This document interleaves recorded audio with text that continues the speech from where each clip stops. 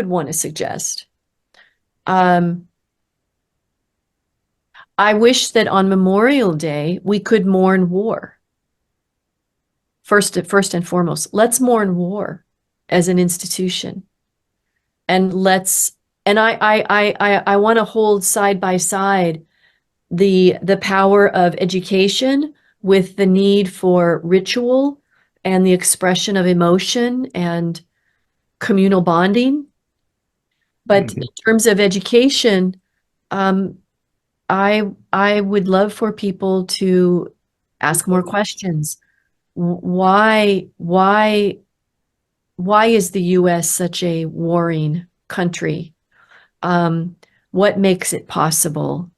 What are the systems and the structures, the money, the bases,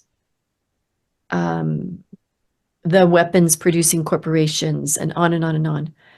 And also what are the types of cultural apparatus like martyrdom that have come to so shape how we understand ourselves, and that situate us so definitively toward seeing violence as the only best, important, unique option in every conflict.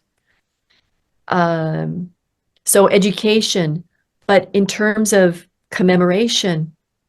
So to start with, can we simply mourn war? Could Memorial Day, instead of being a day in which war is really glorified by way of expressing grief for fallen service members.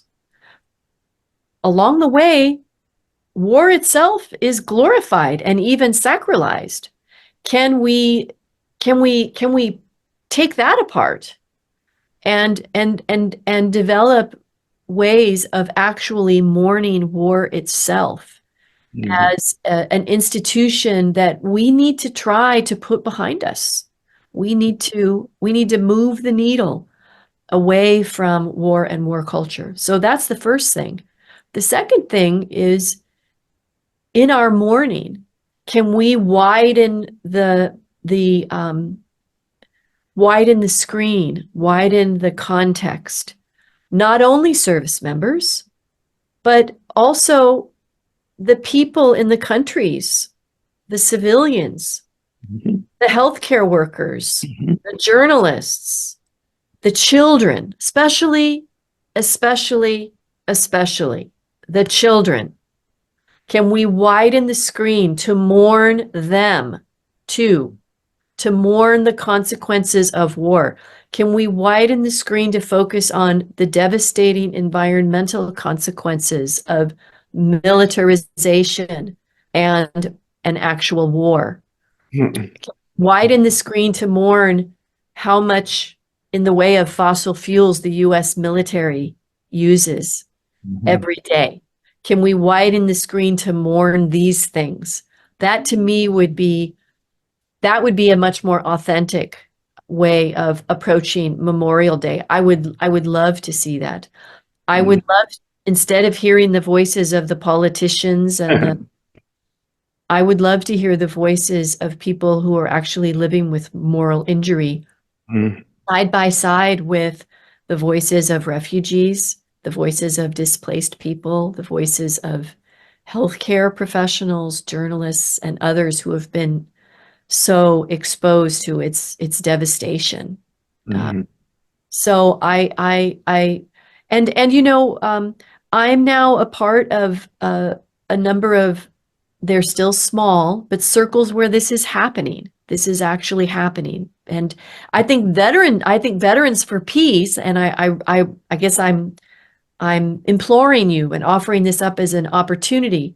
I would love to see Veterans for Peace become much more involved in hosting these kinds of commemorations of Memorial Day.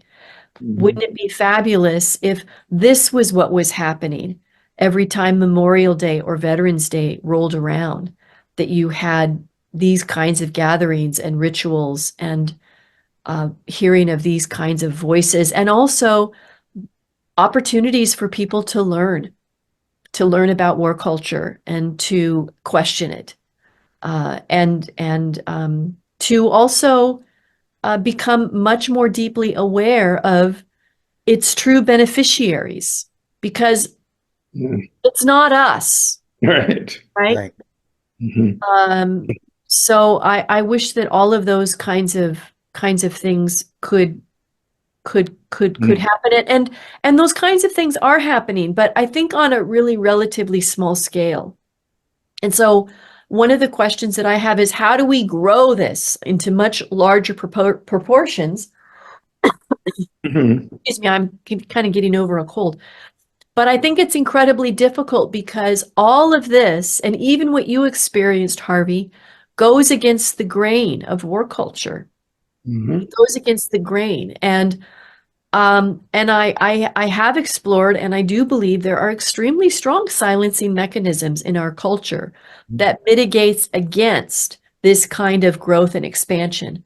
But nevertheless, there really is no other choice but to continue to push back against that and continue to try to develop more and more, invite. And I am increasingly thinking about this on smaller and smaller scales.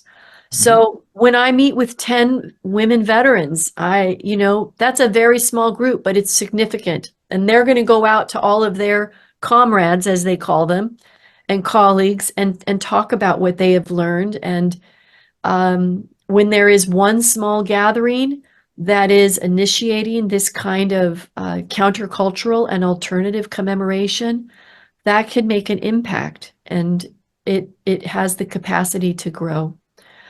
So I don't really know what else to do other than that, to keep trying to expand the opportunities for deeper and broader learning, and to try with others to develop ways of coming together that challenge these dominant, negative, death dealing, I want to say, cultural practices. That's where I am. That's excellent. I'm just struggling to find ways to actually do what you say as far as expanding this. And I know we could keep you for